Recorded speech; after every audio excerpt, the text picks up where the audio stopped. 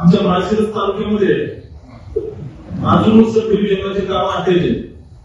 त्या ठिकाणी रडापूर असेल, तांदूळवाडी, धानोरे किंवा ब्रांच 2 त्याला एकत्रित म्हणतात। ब्रांच 2 त्याला 8 महिन्याचं पाणी भेटतं, मग 4 महिने उरलेले जे त्या ठिकाणी शेतकऱ्याला दर उन्हाळ्यामध्ये त्या ठिकाणी आंदोलन करावं लागतं, शेतकऱ्यावर केसेस होतात।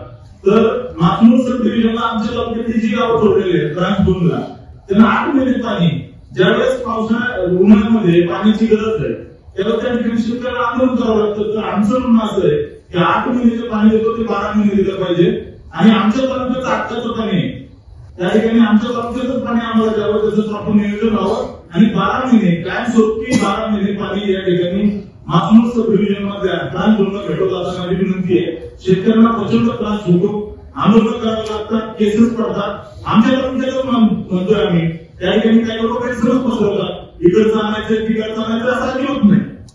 त्या ठिकाणी सिनियर लोक पण ठीक आहे, दुर्दैव आहे। आमच्या तालुक्याचं आम्हाला हक्काचं पाणी भेटलं पाहिजे, या ठिकाणी याचं नियोजन झालं पाहिजे। आमच्या तालुक्यातली ही जी 5-7 गावं आहेत ते वंचित राहतात, शेतकऱ्यांचे प्रचंड हाल होतात, पिकत राहतात। या विषयामध्ये मातनूर सब डिव्हिजनच्या विषयामध्ये चांगली नोट करून कायमस्वरूपी उन्हाळी दोन्ही आवर्तनं या मातनूर सब डिव्हिजनच्या या ब्रांच 2 ला भेटत ही माझी विनंती आहे।